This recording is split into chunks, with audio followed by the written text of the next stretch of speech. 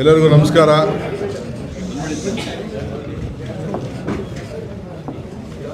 So ಮೊದಲು ಒಂದು 3-4 ನಿಮಿಷದಲ್ಲಿ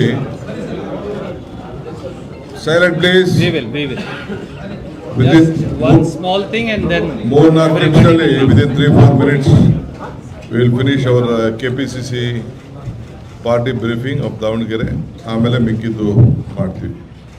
ಗೌರವಾನ್ವಿತ AICC ಪ್ರಧಾನ ಕಾರ್ಯದರ್ಶಿಗಳಂತ ಸುರ್ಜಿವಾಲಾ ಸಾಹೇಬ್ರೆ, ರಾಜ್ಯದ ಗೌರವಾನ್ವಿತ ಮುಖ್ಯಮಂತ್ರಿಗಳಂತ ಸಿದ್ದರಾಮಯ್ಯ ಸಾಹೇಬ್ರೆ, ಮೊಹಮ್ಮದ್ ಅವರೇ ಮತ್ತು ರಿಜ್ವಾನ್ ಅಹಮದ್ ಅವರೇ, ಶಾಸಕರು, ನಮ್ಮ ಅಭಿಷೇಕ್ ದತ್ತರವರೇ, ಸೆಕ್ರೆಟರಿ ಅವರು, ನಮ್ಮ ಮುಖಂಡರಂತ ಸಾದಿಕ್ ಪೈಲ್ಮಾನ್ ಅವರೇ, ಸೊ ಇನ್ನು ಅನೇಕ ಎಲ್ಲ ಕಾರ್ಯಕರ್ತರೆಲ್ಲ ಬಂದಿದ್ದಾರೆ. ತಮಗೆಲ್ಲ ಭಾಳ ದೊಡ್ಡ ಮಾಧ್ಯಮದಲ್ಲಿ ಭಾಳ ಆತಂಕವನ್ನು ತೋರಿಸ್ತಾ ಇದ್ರಿ. ನಮಗೆ ನಮ್ಮ ಮೇಲೆ ಒಂದು ದೊಡ್ಡ ನಂಬಿಕೆ, ನಮ್ಮ ಪಕ್ಷ, ನಮ್ಮ ಕಾರ್ಯಕರ್ತರು, ನಮ್ಮ ಸಿದ್ಧಾಂತ, ಇದ್ರ ಮೇಲೆಲ್ಲ ನಂಬಿಕೆ.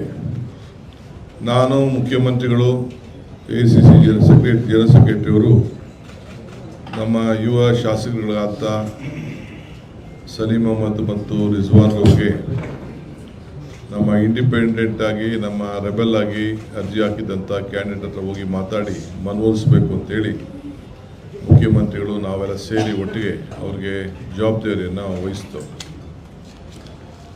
ಸೊ ಇನ್ನು ಇಬ್ಬರು ಲೀಡರ್ಸ್ಗೂ ವಹಿಸಿದ್ದು. ಕೆಲವರು ಕೇರಳಕ್ಕೆ ಹೋಗ್ತಾ ಇದ್ದೀವಿ ಅಂತ ಅಂದರು, ಕೆಲವರು ಬೇರೆ ಜವಾಬ್ದಾರಿಯನ್ನು ವಹಿಸ್ಕೊಂಡಿದ್ದೀವಿ ಅಂತ ವಿಚಾರ ತಿಳಿಸಿದ್ರು. ಆಮೇಲೆ ನೀವೇ ಹೋಗಿ ಅಂತ ತಿಳಿಸ್ತು. ಲಾಸ್ಟ್ ಮೂಮೆಂಟ್ವರೆಗೂ ಅವ್ರು ಹೋಗಿ ಸ್ವಲ್ಪ ವಿಡ್ರಾ ಮಾಡೋಕ್ಕೆ ಟೈಮ್ ಕಡಿಮೆ ಇತ್ತು. ಸೊ ವಿಡ್ರಾ ಮಾಡ್ಕೊಳಕ್ಕಾಗಲಿಲ್ಲ. ಆಮೇಲೆ ಅವರೆಲ್ಲ ಮನವರಿಕೆ ಮಾಡಿ ಮುಖ್ಯಮಂತ್ರಿಗಳ ಹತ್ರ, ನನ್ನ ಹತ್ರ ಎಲ್ಲ ಮಾತಾಡಿಸಿ, ಸೊ ನಮ್ಮ ಪೈಲ್ಮಾನ್ರವರು, ನಾನು ಹುಟ್ಟಲಾಗಿಂದನೂ ಕಾಂಗ್ರೆಸ್ ಬೆಳೆಸಿದ್ದೀನಿ. ನನ್ನ ಮಕ್ಕಳು, ನನ್ನ ತಮ್ಮ ಬ್ಲಾಕ್ ಪ್ರೆಸಿಡೆಂಟು, ನನ್ನ ಮಗ ಯೂತ್ ಕಾಂಗ್ರೆಸ್ ಪ್ರೆಸಿಡೆಂಟು, ನಾನು ಕಾಂಗ್ರೆಸ್ಸಿಗ ಅಂಥೇಳಿ ಅವರು ಕೂಡ ಅವರ ನೋವನ್ನು ಕೂಡ ಅವ್ರು ಹೇಳಿಕೊಂಡ್ರು. ಕೇಳೋದೇನು ತಪ್ಪೇನಿಲ್ಲ, ಅವರ ಹಕ್ಕು, ಅವರ ಜವಾಬ್ದಾರಿ.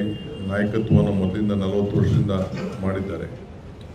ಅವ್ರಿಗೂ ನಮ್ಮ ಸಾವಿರ ಶಿವಶಂಕರಪ್ಪು ಇರುತ್ತಂಥ ಒಂದು ದೊಡ್ಡ ಸಂಬಂಧ ಇದೆಯಲ್ಲ, ರಾಮ ಲಕ್ಷ್ಮಣಂತೆ ಅವರಿಬ್ಬರು ಕೂಡ ಒಟ್ಟಿಗೆ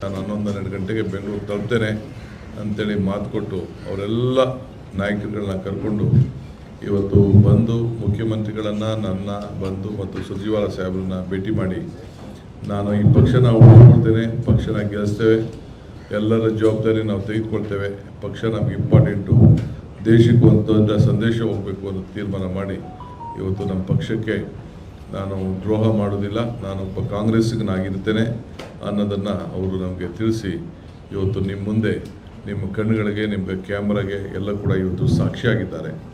ಸೊ ಇಡೀ ರಾಜ್ಯದ ಕಾಂಗ್ರೆಸ್ ಪಕ್ಷ, ಮುಖ್ಯಮಂತ್ರಿ, ನಾನು ಮತ್ತು ಎಲ್ಲ ನಮ್ಮ ಮುಖಂಡಗಳು,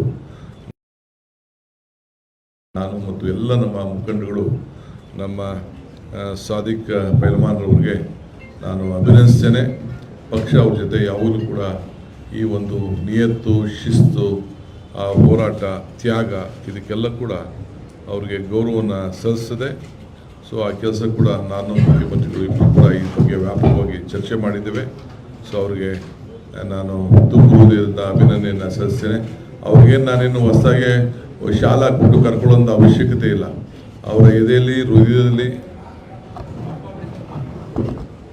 ಅವರ ಎದೆಯಲ್ಲಿ ಅವರ ಹೃದಯದಲ್ಲಿ ಎಲ್ಲ ಕೂಡ ಪಕ್ಷ ನಿಮ್ಮ ಕಣ್ಣೆದುರುಗಡೆ ಕಾಣ್ತಾ ಇದೆ. ಆದ್ದರಿಂದ ನಾನು ಪಕ್ಷ, ಮುಖ್ಯಮಂತ್ರಿ ಪರವಾಗಿ ಮತ್ತು ACC ಪರವಾಗಿ ನಾನು ಅವರಿಗೆ ತುಂಬ ಹೃದಯದ ಅಭಿನಂದನೆಯನ್ನು ಸಲ್ಲಿಸಲಿಕ್ಕೆ ನಾನು ಬಯಸ್ತೇನೆ. ಪ್ರಾಣಿಕ್ ಸಾಹೇಬ್ರೆ,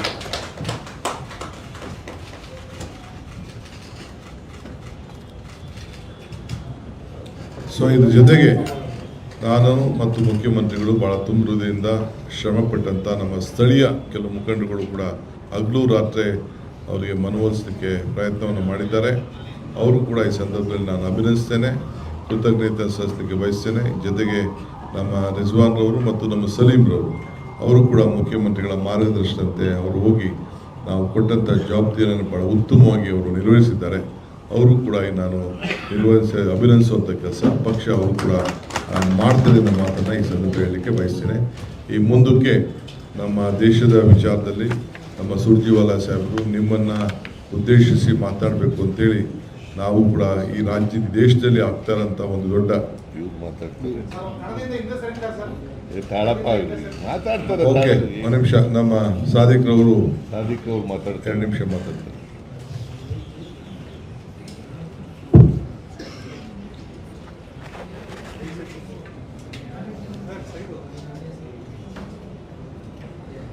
ಈ ರಾಜ್ಯದ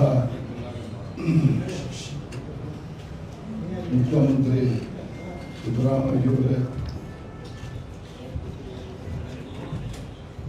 DK ಶಿವಕುಮಾರ್ ಅವರೇ, ಸುರ್ಜೇವಾಲಾಜಿಯವರೇ, ಸಲೀಂ ಮೊಹಮ್ಮದ್ ಅವರೇ, ಇಜಾನ್ ವರ್ಷದ್ ಅವರೇ, ಇದು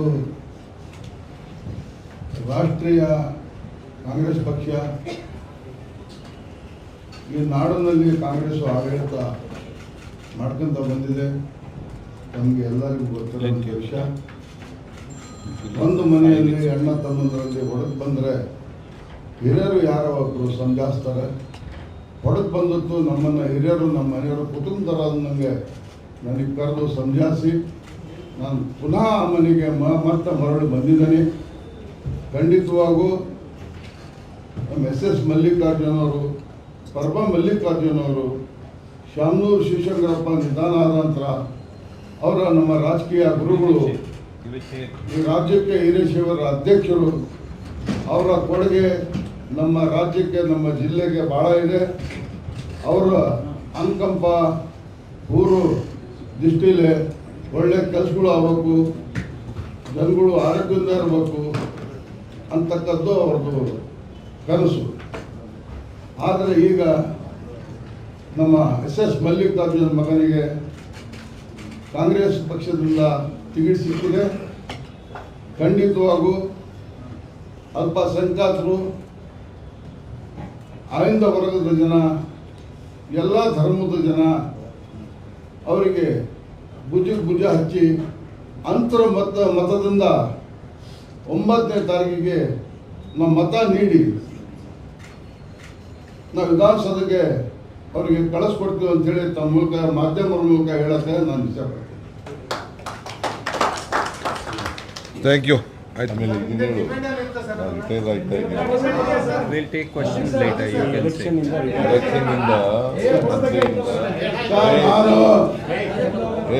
ನಾನು ಕಾಂಗ್ರೆಸ್ನವನೇ ನೀನು ಹಳವ. ನಾನು ರಿಟೈರ್ಮೆಂಟ್ ಆಗಿ ನಾನು ಕಾಂಗ್ರೆಸ್ಸಿಗೆ ಪೂರ್ಣ ಯಾವ ಥರ ನಾನು ಸ್ಪರ್ಧೆಯಿಂದ ರಿಟೈರ್ಡ್ ಆಗಿದ್ದೀನಿ. ಪಕ್ಷ ಬಂಡಾಯ ಪಕ್ಷದಿಂದ ಸ್ಪರ್ಧೆಯಿಂದ ನಾನು ರಿಟೈರ್ಡ್ ಆಗಿದ್ದೀನಿ. ಕಾಂಗ್ರೆಸ್ಸಿಗೆ ನಾನು ಭುಜ ಹಚ್ಚಿ ಗೆಲ್ಲಿಸಿ ನಾನು ಕಳಿಸ್ಕೊಡ್ತೇನೆ ಅಂತೇಳಿ ನಮ್ಮ ಮೂಲಕ ನಾನು ಹೇಳಕ್ಕೆ ಇಷ್ಟ. ಓಕೆ, ಒಂದು ನಿಮಿಷ ಆಫ್ ಮಾಡಿ. ಈಗ ನೋ ಕಂಡೀಷನ್ ಅವೆಲ್ಲ ಏನಿಲ್ಲ, ಬೇರೆ ಏನು ಚರ್ಚೆ ಇಲ್ಲ, ಯಾವ ಕಂಡೀಷನ್ ಇಲ್ಲ. ಅವ್ರು ರಿಟೈರ್ಡ್ ಆಗಿದ್ದಾರೆ. ಮಿಕ್ಕಿದ ಬೇರೆ ವಿಚಾರ ಮಾತಾಡ್ತೀವಿ. ಎಲ್ಲರಿಗೂ ನಮಸ್ಕಾರ. ಮಿಕ್ಕಿದವರೆಲ್ಲ ಹೊರಡಿ, ಬೇರೆ ವಿಚಾರ ಮಾತಾಡ್ತೀನಿ ಹೊರಗಡೆ. ಅವರು ಟಿಕೆಟ್ ಕೇಳಿದ್ರು.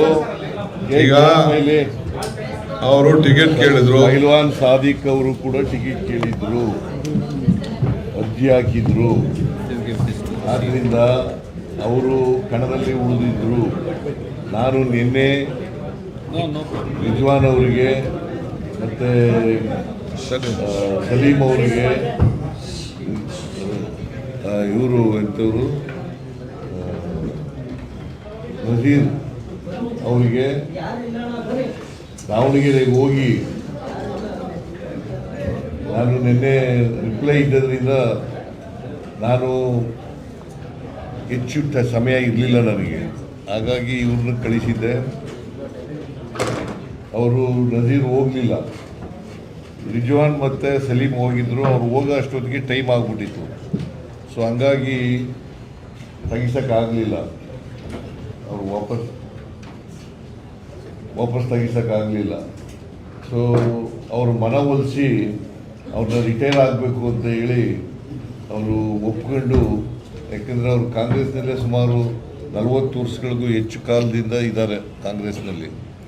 ಕಾಂಗ್ರೆಸ್ಸಿನ ಕಟ್ಟಾಳು ಅವರು, ನಿಷ್ಠಾವಂತ ಕಾರ್ಯಕರ್ತ. ಸೊ ಮುಸಲ್ಮಾನರು ಸುಮಾರು 70 ಮತದಾರರಿದ್ದಾರೆ. ಅವರು ಕೂಡ ಟಿಕೆಟ್ ಬಯಸಿದ್ರು. ಇವೆಲ್ಲನೂ ಪರಿಶೀಲನೆ ಮಾಡಿ ಕೊನೆಗೆ ಮಲ್ಲಿಕಾರ್ಜುನ್ ಅವರ ಮಗನಿಗೆ ಕೊಡಬೇಕು ಅಂತ. ಯಾಕೆಂದರೆ ನಮ್ಮಲ್ಲಿ ಯಾರು ನಿಧನ ಆಯ್ತಾರೆ ಅವ್ರ ಮನೆಯವರಿಗೆ ಕೊಡ್ತಕ್ಕಂಥದ್ದು ಒಂದು ಪದ್ಧತಿ. ಈ ಪದ್ಧತಿಯಿಂದ ಮಲ್ಲಿಕಾರ್ಜುನ ಅವರ ಮಗನಿಗೆ ಕೊಟ್ಟಿದ್ದೀವಿ, ಸಮರ್ಥನ್ ಅವರಿಗೆ. ಇವರು ಕೂಡ ಆಕಾಂಕ್ಷಿಯಾಗಿದ್ದರು. ಇವರೀಗ ಇವತ್ತು ನಮ್ಮ ಚುನಾವಣಾ ಸ್ಪರ್ಧೆಯಿಂದ ನಿವೃತ್ತರಾಗಿದ್ದಾರೆ. ನಿನ್ನೆ 11 ಜನ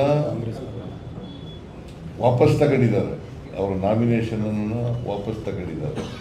ಸೊ ಅದರಿಂದ ಸಲೀಂ ಅವರಿಗೆ ಮತ್ತು ರಿಜ್ವಾನ್ ಅವರಿಗೆ ನಾನು ಧನ್ಯವಾದಗಳನ್ನು ಈ ಸಂದರ್ಭದಲ್ಲಿ ಹೇಳಲಿಕ್ಕೆ ಬಯಸ್ತಾ ಇದ್ದೇನೆ. ಮತ್ತು ಎಲ್ಲ ಪೈಲ್ವಾನ್ ಸಾದಿಕ್ ಭಾಳ ವರ್ಷಗಳಿಂದ ನನಗೂ ಅವ್ರ ಪರಿಚಯ. ಸಾದಿಕ್ ಅವ್ರು ಪೈಲ್ವಾನ್ ಕುಸ್ತಿ ಮಾಡ್ತಾ ಇದ್ದಾಗಿಂದ ಪರಿಚಯ. ನಾನು ಕುಸ್ತಿ ನೋಡೋಕೆ ಹೋಗ್ತಿದ್ದೆ, ಇವರು ಕುಸ್ತಿ ನೋಡೋಕ್ಕೆ ಹೋಗ್ತಾ ಇದ್ದೆ. ಸಾದಿಕ್ ಕುಸ್ತಿ ಮೈಸೂರಿನಲ್ಲಿ ಕುಸ್ತಿ ಅಖಾಡ ಇತ್ತು ಒಂದು, ಅದು ಚೆನ್ನೈ ಅಖಾಡ. ಚೆನ್ನೈನವರ ಅಖಾಡ, ಅಲ್ಲಿ ಕುಸ್ತಿ ನಡೆಯೋದು. ಆಗ ಹೋಗ್ತಾ ಇದ್ದೆ. ಇವರು ಚಾರ್ಲಿ ಅಂತ ಇನ್ನೊಬ್ಬಿದ್ರು, ದೊಡ್ಡ ಚಾರ್ಲಿ ಅಂತ, ದಾವಣಗೆರೆಯವರು. ಅವರು ದೊಡ್ಡ ಪೈಲ್ವಾನು, ಇವರು ದೊಡ್ಡ ಪೈಲ್ವಾನ. ಇವ್ರು ಕುಸ್ತಿ ನೋಡೋಕೆ ಹೋಗ್ತಿದ್ದೆ. ಸೊ ಇವರು ಆಕಾಂಕ್ಷಿಯಾಗಿದ್ದರು. ಆಕಾಂಕ್ಷಿಗಳಾಗೋದು ತಪ್ಪೇನಿಲ್ಲ. ಬಿಕಾಸ್ ಅಲ್ಲಿ ಮತದಾರರಿದ್ದರು, ಮುಸ್ಲಿಂ ಮತದಾರರಿದ್ದರು. ಅವರು ಕ್ಯಾಂಡಿಡೇಟ್ ಆಗಬೇಕು ಅಂತ ಬಯಸಿದರೆ ತಪ್ಪೇನಿಲ್ಲ. ಆದರೆ ಎಲ್ರಿಗೂ ಕೊಡೋಕ್ಕಾಗಲ್ಲ. ಕಾಂಗ್ರೆಸ್ನ ನೀತಿಯಂತೆ ಯಾರು ಮರಣ ಹೊಂದಿದ್ದಾರೆ ಅವ್ರ ಮನೆಯವರಿಗೆ ಕೊಡೋದು ಅಂತ ಹೇಳಿ ಬಾಗಲಕೋಟೆಯಲ್ಲಿ 2 ಬೈ ಎಲೆಕ್ಷನ್ಗಳು ನಡೀತಾ ಇದ್ದಾರೆ. ಒಂದು ಬಾಗಲಕೋಟೆ, ಇನ್ನೊಂದು ದಾವಣಗೆರೆ. ದಾವಣಗೆರೆಯಲ್ಲೂ ಶಿವಶಂಕರಪ್ಪನವ್ರ ಮೊಮ್ಮಗನಿಗೆ ಕೊಟ್ಟಿದ್ದೀವಿ. ಆಮೇಲೆ ಮೇಟಿಯವರು ಕಾಲ ಆದರೂ ಅವರ ಮಗನಿಗೆ ಕೊಟ್ಟಿದ್ದೀವಿ, ಕಿರಿ ಮಗನಿಗೆ. 2 ಕಡೆ ಗೆಲ್ತೀವಿ. ನಾನು ಪೈಲ್ವಾನ್ ಸಾದಿಕ್ ಅವರಿಗೆ ಧನ್ಯವಾದಗಳನ್ನು ಹೇಳಲಿಕ್ಕೆ, ಯಾಕೆಂದರೆ ನಮ್ಮ ಮಾತನ್ನು ನಂಬಿ ನಾನು ಮತ್ತು DK ಶಿವಕುಮಾರ್ ಮಾತುಗಳನ್ನು ಅವರು ಒಪ್ಕೊಂಡು ವಾಪಸ್ ಇವತ್ತು ರಿಟೈರ್ ಆಗಿದ್ದಾರೆ. ಅವರಿಗೆ ಧನ್ಯವಾದಗಳನ್ನು ಪಕ್ಷದ ವತಿಯಿಂದ ಹೇಳಲಿಕ್ಕೆ ಬಯಸ್ತಾ ಇದ್ದೀನಿ. ನಮಸ್ಕಾರ. ಆಯಿತು, ಅದೆಲ್ಲ ಬಿಡಿ, ಅದೆಲ್ಲ ಏನಿಲ್ಲ. ಚರ್ಚೆ ಮಾಡೋಕ್ಕೆ ಹೋಗಬೇಡಿ. ಚರ್ಚೆನ ನಾವು ಮಾತಾಡೋದಿಲ್ಲ, ಉತ್ತರನೂ ಕೊಡೋದಿಲ್ಲ, ತಲೆ ಕೆಡಿಸ್ಕೋಬೇಡಿ. ಓಕೆ, ನಮಸ್ಕಾರ. ಈಗ ನಾನು ನಮ್ಮ ಜನರಲ್ ಸೆಕ್ರೆಟರಿ ಅವರು ದೆಹಲಿಯಿಂದ ಬಂದಿದ್ದಾರೆ, ಮುಖ್ಯಮಂತ್ರಿಗಳು ಕೂಡ ಆಗಿದ್ದಾರೆ. ಸೊ ಈಗ ಇದೊಂದು ಭಾಳ ಪವಿದೆ. ಈ ಜನಕ್ಕೆ ನೋಯ್ತಾ ಇರೋಂಥ ಒಂದು ದೊಡ್ಡ ಸಮಸ್ಯೆ. ಪ್ರತಿದಿನ 1000 ಕೋಟಿ ರೂಪಾಯಿಯಷ್ಟು BJPಯವರು ನಮ್ಮ ಜನರ ಹಣವನ್ನು ಹಿಂಡ್ತಾ ಇದ್ದಾರೆ. ಈ ವಿಚಾರವಾಗಿ ಇವತ್ತು ನಾವು ನಿಮಗೆಲ್ಲ ಕೂಡ ಯಾವ ರೀತಿ ಏನಾಗ್ತಾಯಿದೆ ಅಂಥೇಳಿ ಮುಖ್ಯಮಂತ್ರಿಗಳು ಮತ್ತು ನಮ್ಮ ಸುರ್ಜಿವಾಲಾ ಸಾಹೇಬರು ಇದನ್ನು ನಿಮ್ಮ ಬಗ್ಗೆ ಮಂದಟ್ಟು ಮಾಡಿಕೊಡ್ತಾರೆ. ಆ ದೃಷ್ಟಿಯಿಂದ ಈ ಒಂದು ಮಾಧ್ಯಮ ಗೋಷ್ಠಿಯನ್ನು, ತುರ್ತುಗೋಷ್ಠಿಯನ್ನು ನಮ್ಮ ನಾಡಿನ ಜನತೆಗೆ ಪೆಟ್ರೋಲು, ಡೀಸೆಲ್ಲು ಮತ್ತು ಗ್ಯಾಸ್ನಲ್ಲಿ ಏನು ತೊಂದರೆ ಆಗ್ತಾಯಿದೆ, ಇದಕ್ಕೆ ಸರ್ಕಾರ ಏನು ವಿಫಲ ಆಗ್ತಾಯಿದೆ, ಈ ಸಮಸ್ಯೆ ಅಲ್ಲದೆ ಕೂಡ ಯುದ್ಧದ ಸಮಸ್ಯೆ ಇದ್ದರೂ ಕೂಡ ಯಾವ ರೀತಿ ನಮಗೆ ರಕ್ಷಣೆ ಮಾಡೋಕ್ಕಾಗಲಿಲ್ಲ ಅನ್ನೋದು ಕೂಡ ತಾವೆಲ್ಲ ಅರ್ತಿದ್ದೀರಿ, ನೋವು ಅನುಭವಿಸ್ತಾ ಇದ್ದೀರಿ. ವೋಟ್ಗಳು ಏನಾಗ್ತಾಯಿದೆ, ಪೆಟ್ರೋಲ್ ಡೀಸೆಲ್ ಏನಾಗ್ತಾಯಿದೆ, ಗ್ಯಾಸ್ ಏನಾಗ್ತಾಯಿದೆ ಅಂತ ಕೇಳೋದು ನಮಗೆ ಅನುಭವ ಆಗ್ತಾಯಿದೆ. ಈ ದೃಷ್ಟಿಯಿಂದ ಇವತ್ತು ಮಾಧ್ಯಮ ಗೋಷ್ಠಿಯನ್ನು ಕರೆದಿದ್ದೇವೆ. So first I would like to request my Surjewala ji just to speak on this.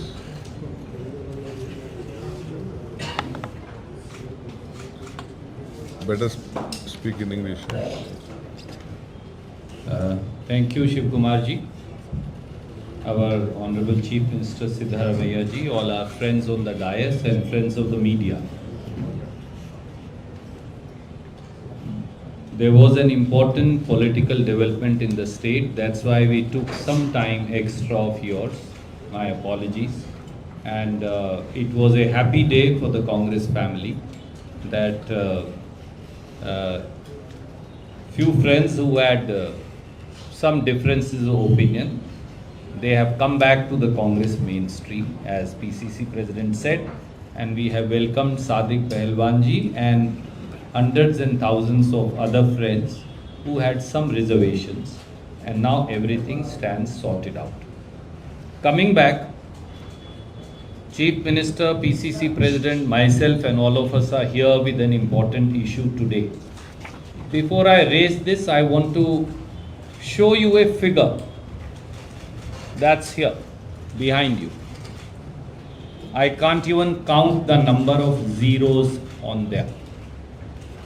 This figure is 43 lakh crore. Do not be shocked.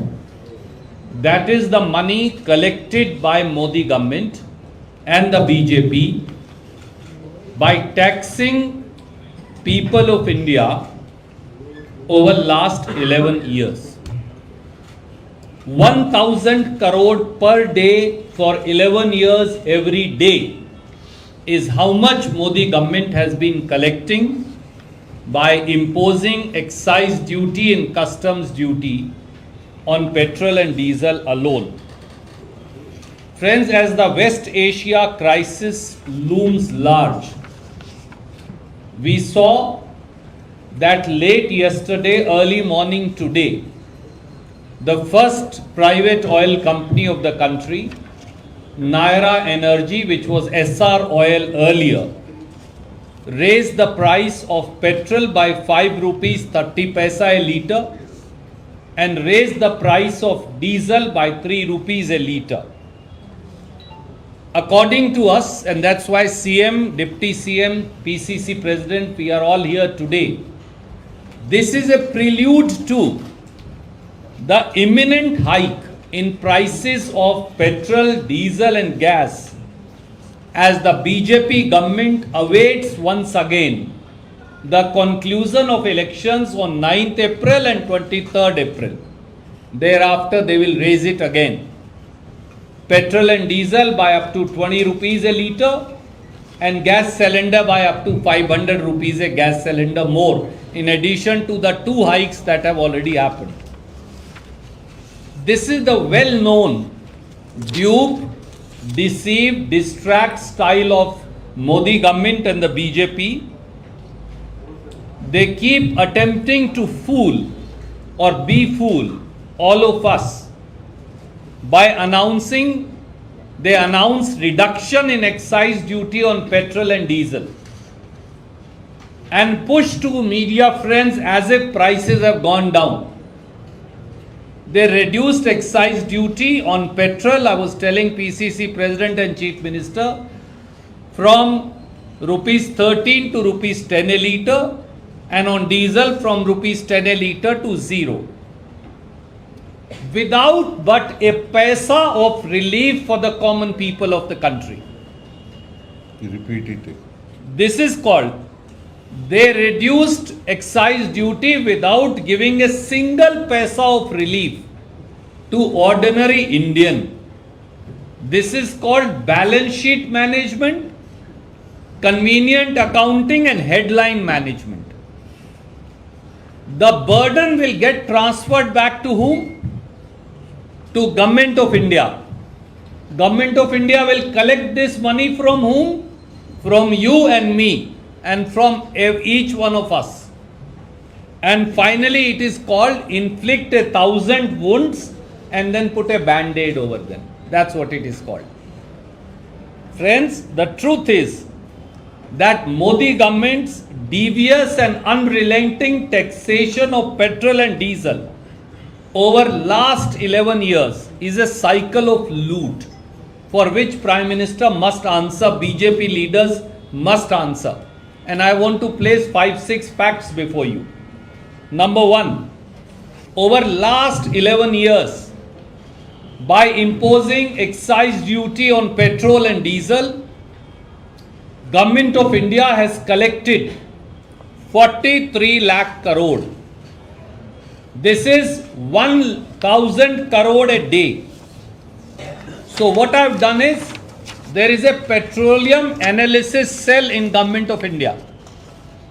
Year-wise, they collect as to how much money Government of India has collected from excise duty. So for all the 11 years, I am sending you a chart. PCC will be releasing it. If you total it, it comes to about 42 lakh crore. We've added the current figure for 26 to make it 43 lakh crore. Simple question is, Mr. Modi, Mr. Vijendra, Mr. R. Ashok, they must answer, where has 43 lakh crore gone? Who has that money? Where has the money gone? Second question. On 26th May 2014, when Congress demitted power, the price of petrol was 71 rupees a litre. The price of diesel was 56 rupees a litre. The price of petrol today has gone up from 71 rupees to 102 rupees. 102 rupees 96 paisa to be precise.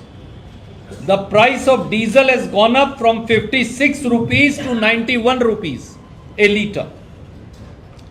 Even the price of crude oil when Congress demitted power in 2014 was $108 per barrel.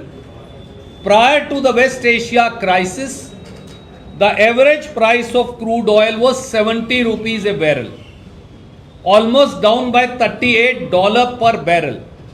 If I was to calculate that, the actual price of petrol should be 61 rupees a litre and diesel should be 56 or 57 rupees a litre.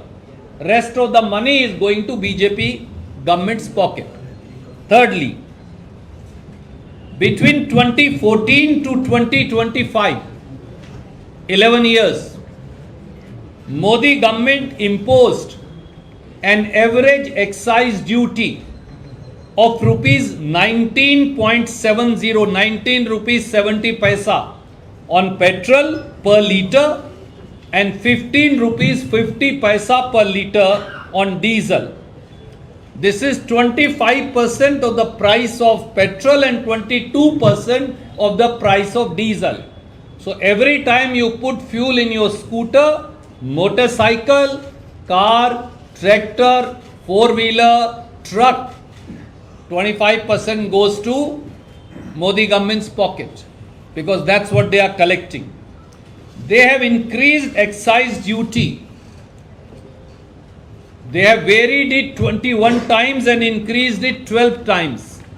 I am sending you a date-wise chart of that change in excise duty. Also, PCC will be releasing it to you. Modi government collects 982 crore every day for 11 years. Not one day is leave day from people of India.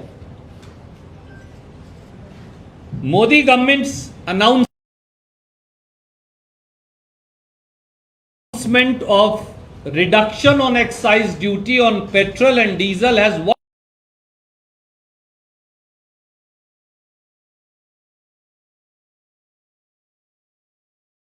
impact?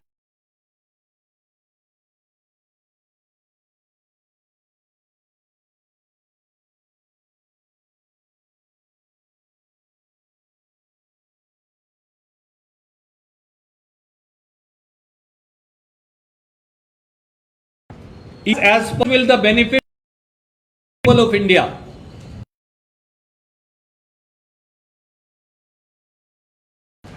So what kind of fake narrative are you trying to sell to people? Not a paisa has been reduced for petrol or diesel. That's the truth. Friends, the vicious design of the BJP government, I said right in the beginning, is to increase price of petrol, diesel and gas on 9th April/23rd April when the elections conclude.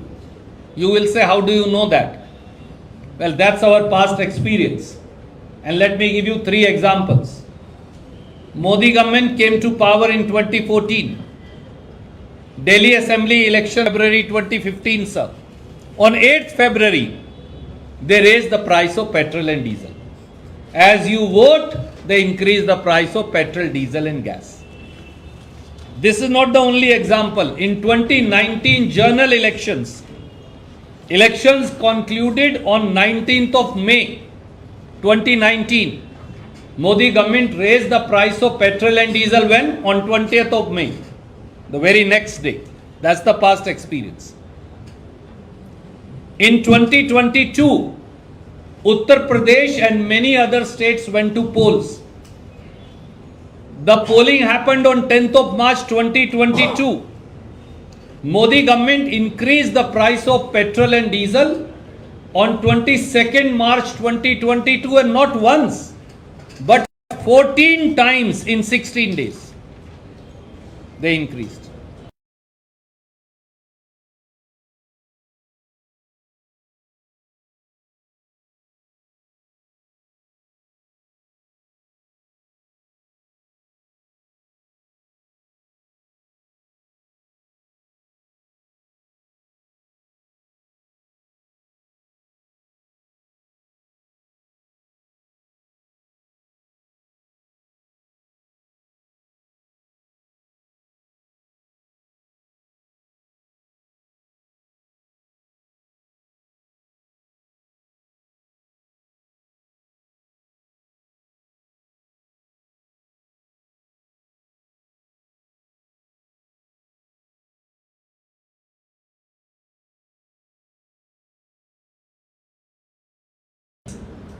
During Congress government in May 2014, it is 913 rupees today, an increase of 121%. While the price of gas, what we call the LPG price, that has gone down from $880 per MT to $540 per MT, a decrease of almost 39%. But the price has more than doubled. In addition, the price of commercial LPG during Congress government was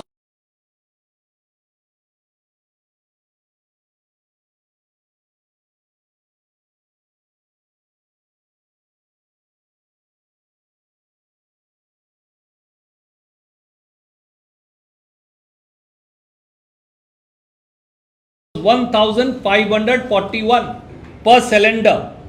1 April, there will be no increase in gas. That is the demand of Mr. Siddaramaiah. That's the demand of Mr. D.K. Shiv Kumar. That's the demand of 144 crore Indians. And Prime Minister must come forward and answer to the nation. Any questions? And I will request our PCC President and CM to very briefly say what they want to say in Kannada, and then we'll take questions. Just one. ಈಗ ನಾವು ಎರಡೇ ವಿಚಾರ ಇಲ್ಲಿ, ದಿನಕ್ಕೆ 1,000 ಕೋಟಿ ರೂಪಾಯಿ ಅಷ್ಟು extra tax collect ಮಾಡ್ತಾ ಇದ್ದಾರೆ. ಇದು ಯಾರಿಗೆ ತಲುಪಬೇಕು? ನಾವು ಹೋರಾಟ ಮಾಡಿದ್ದು 100 ನಾಟ್ ಔಟ್ ಅಂತ ಹೋರಾಟ ಮಾಡಿದ್ದು.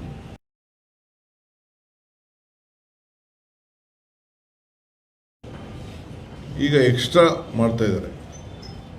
ಅದು ಎಲ್ಲಿಗೆ ತಲುಪ್ತಾ ಇದೆ?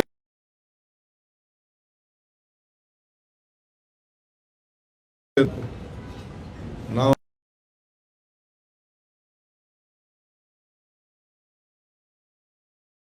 ಕಂಪ್ನಿಗಳು ಇವೆಲ್ಲ ಅವ್ರು ಬೇಕಾದಂಥ ಕಂಪ್ನಿಗಳಿಗೆ ಟ್ರಯಲ್ ಮಾಡ್ತಿದ್ದಾರೆ. ಈಗ ಎಲೆಕ್ಷನ್ ಹತ್ರ ಬಂತು ಅಂದ ತಕ್ಷಣ, ಮುಗಿದ ತಕ್ಷಣ ಇದು ಮಾಮೂಲಿ ಹಿಂದೆ ಎಲ್ಲ ಕೂಡ ರೈಸ್ ಮಾಡಿದ್ದಾರೆ. ಈಗ ಬೇರೆ ಇಂಟರ್ನ್ಯಾಷನಲ್ ಲೆವೆಲಲ್ಲಿ ಕ್ರೂಡ್ ಪ್ರೈಸು ಯಾವ ರೀತಿ ಆಗ್ತಾ ಇದೆ ಇವೆಲ್ಲ ಕೂಡ ನಿಮಗೆ ಅರ್ಥ ಇದೆ. ನಮ್ಮ ರಾಜ್ಯದಲ್ಲಿ ಕ್ರೂಡ್ ಪ್ರೈಸು ಯಾವ ರೀತಿ ಆಗ್ತಾ ಇದೆ ಇವೆಲ್ಲ ಕೂಡ ನಿಮಗೆ ಅರ್ಥ ಇದೆ. ನಮ್ಮ ರಾಜ್ಯದ ಗ್ರಾಹಕರಿಗೆ ಇವತ್ತು ಏನು ಗ್ಯಾಸ್ ಕೊಡಬೇಕಿತ್ತು ಅದನ್ನು ಸರಿಯಾದ ರೀತಿಯಲ್ಲಿ ಅವ್ರ ಕೈಯಲ್ಲಿ ಕೊಡೋಕ್ಕಾಗ್ತಾ ಇಲ್ಲ. ಈಗ 2 ವ್ಯಾನ್ ಬಂತು, 2 ಇದು ಬಂತು, ಹಡಗುಗಳು ಬಂತು. 2 ಹಡಗು ಬಂದದ್ದು ಹಡಗನ ಒಂದು ದಕ್ಷಿಣಕ್ಕೆ ಕಳಿಸ್ಬೋದಾಯ್ತಲ್ಲ, ಇಲ್ಲಿ ಕರ್ನಾಟಕಕ್ಕೋ ತಮಿಳ್ನಾಡಿಗೋ ಕಳಿಸಿಸ್ಬಿಟ್ಟು ಒಂದನ್ನ ನಮಗೆಲ್ಲ ಕೊಡ್ಬೋದಾಯ್ತಲ್ಲ. ಈ ಎಲೆಕ್ಷನ್ಗಳಿದೆ, ಕೇರಳಗೆ ತಮಿಳ್ನಾಡಿಗೆ ಅಂತ, ಗುಜರಾತಲ್ಲಿ ಯಾಕೆ ಇಳೀತದು? ಒಂದು ಅಲ್ಲಿಗೆ ಹೋಗ್ಬೋದಾಯ್ತು, ಒಂದು ಅಲ್ಲಿಗೆ ಆ ಕಡೆ ಕೊಟ್ಕೊಂಡು ಒಂದು ಕೆಳಗಡೆ ಮಾಡ್ಬೋದಾಯ್ತು. ಸೊ ದಕ್ಷಿಣ ಭಾರತವನ್ನೇ ಅವರು, ನಾವು ಯಾರು ಇಲ್ಲಿ ತಮಿಳ್ನಾಡಲ್ಲಿ, ಕೇರಳಲ್ಲಿ, ಕರ್ನಾಟಕದಲ್ಲಿ, ಆಂಧ್ರಲ್ಲಿ, ತೆಲಂಗಾಣಲ್ಲಿ ಅವ್ರದ್ದೇನು ಇಲ್ಲಿ ಇಲ್ಲ ಅಂಥೇಳಿ ನಮ್ಮ ದಕ್ಷಿಣ ಭಾರತವನ್ನು ಈ ರೀತಿ ಈ ದೃಷ್ಟಿಯಿಂದ, ಕೆಟ್ಟ ದೃಷ್ಟಿಯಿಂದ ಇವತ್ತು ನೋಡ್ತಾ ಇದ್ದಾರೆ. ಒಲೆ ಒರ್ಸಕ್ಕೂ ಕೂಡ ನೋಡ್ತಾ ಇದ್ರಿ, ಒಂದು ಹೆಣ್ಮಗಳು, ಮುಸಲ್ಮಾನ್ ಹೆಣ್ಮಗಳು, ಅವ್ರಿಗೆ ಅಭಿನಂದನೆ ಮಾಡ್ತಾ ಇರೋದು, ಇದು ಗ್ಯಾಸ್ ಈಗೆಲ್ಲ ಯಾಕೆ ತೆಗೆದಾಕ್ಬಿಟ್ರು? ಇದು ಒಂದು ದೊಡ್ಡ ಪ್ರಶ್ನೆ ಆಗಿದೆ. ಸೊ ಅವ್ರ ಭಾವಚಿತ್ರ ಎಲ್ಲ ಪೆಟ್ರೋಲ್ ಬಂಕ್ಗಳಲ್ಲಿ ಹಾಕ್ಕೊಂಡು ಕೂತಿದ್ರು, ಪೆಟ್ರೋಲು ನಾವು ಹಿಂಗೆ ಮಾಡಿದ್ದೀವಿ, ಗ್ಯಾಸು ಹಿಂಗೆ ಮಾಡಿದ್ದೀವಿ ಅಂತೇಳಿ. ಈಗೆಲ್ಲ ಕಣ್ಮರೆ ಆಗ್ಬಿಟ್ಟಿದ್ದಾರೆ. ಅದರಿಂದ ದಿನ ಗ್ರಾಹಕರ ಜೋಬನ್ನು ಪಿಕ್ ಪಾಕೆಟ್ ಮಾಡ್ತಾ ಇರೋ ಮುಖಾಂತರ ನಮ್ಮ ಮತದಾರರಿಗೆ, ನಮ್ಮ ಜನರಿಗೆ ಈ ಜಾಗೃತಿ ಮೂಡಿಸ್ಬೇಕು ಅಂತೇಳಿ ಇವತ್ತು ನಾವು ಈ ಪ್ರೆಸ್ ಕಾನ್ಫರೆನ್ಸನ್ನು ನಿಮಗೆ ಮಂದಟ್ಟು ಮಾಡೋಂಥ ಕೆಲಸವನ್ನು ನಾವು ಮಾಡ್ತಾ ಇದ್ದೇವೆ. ಸೊ ಇವತ್ತು ಏನು ನಾವು ಹೇಳ್ತಾ ಇದ್ದೀವಿ, ಹಿಂದೆ ಎಲ್ಲ ಏನಾಗಿತ್ತು, 2014 26 ಮೇಯಿಂದ ಏನು ಒಂದು ಇನ್ಕ್ರೀಸ್ ಆಯಿತು. ನಮ್ಮ ಸರ್ಕಾರದಲ್ಲಿ 71 ರೂಪಾಯಿ ಇತ್ತು, 71 ರೂಪಾಯಿ ಕೊಡ್ತಾಯಿದ್ದು, 56 ರೂಪಾಯಿ ಡೀಸೆಲ್ ಕೊಡ್ತಾಯಿದ್ದು. ಸೊ ಈಗ 102 ರೂಪಾಯಿ, 103 ರೂಪಾಯಿ ಈಗ ಆಗಿದೆ. ಇದಕ್ಕೇನು ಕಾರಣ? ಯಾಕೆ ಆಯಿಲ್ ಪ್ರೈಸ್ ಕಡಿಮೆ ಇದ್ರೂ ಕೂಡ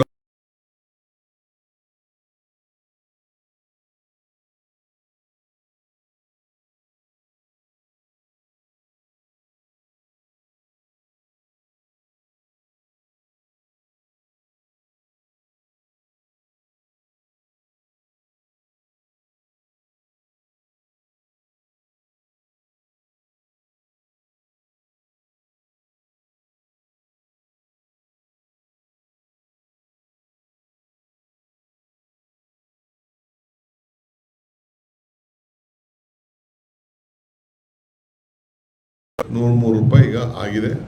ಇದಕ್ಕೇನು ಕಾರಣ? ಯಾಕೆ ಆಯಿಲ್ ಪ್ರೈಸ್ ಕಡಿಮೆ ಇದ್ರೂ ಕೂಡ, ಕ್ರೂಡ್ ಆಯಿಲ್ ಪ್ರೈಸ್ ಕಡಿಮೆ ಕೂಡ ಈ ರೀತಿ ಯಾಕೆ ಆಗ್ತಾ ಇದೆ? ಸೊ ಅದಕ್ಕೆ ಮುಂಚೆಯಾಗಿ ನಮ್ಮ ಜನತೆ ಅಂತೇಳಿ ನಾವು ಈ ಮಾಧ್ಯಮ ಗೋಷ್ಠಿಯನ್ನು ಇವತ್ತು ನಾವು ಕರೆದಿದ್ದೇವೆ. ಸೊ ಇವತ್ತೆಲ್ಲ ತಾವೆಲ್ಲ ಕೂಡ ಗೋಷ್ಠಿಯನ್ನು ಇವತ್ತು ನಾವು ಕರೆದಿದ್ದೇವೆ. ಸೊ ಇವತ್ತೆಲ್ಲ ತಾವೆಲ್ಲ ಕೂಡ ಬಂದಿದ್ದೀರಿ. ಸೊ ಚೀಫ್ ಮಿನಿಸ್ಟರ್ ಸಾಬ್, ಎನಿಥಿಂಗ್ ಯು ವಾಂಟ್ ಪ್ಲೀಸ್? ನಾಳೆ ನಾನು ಪ್ರೆಸ್ ಕಾನ್ಫರೆನ್ಸ್ ಕರೆದು ಮಾತಾಡ್ತೇನೆ. ಅದರಿಂದ ಈಗ ಸುರ್ಜೇವಾಲಾ ಅವರಿಗೆ ನೀವು ಪ್ರಶ್ನೆಗಳನ್ನು ಕೇಳಿ.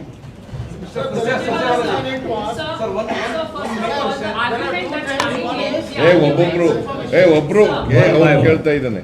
I'll come back. ನಾಳಮ್ಮ ಹೆಣ್ಮಗಳು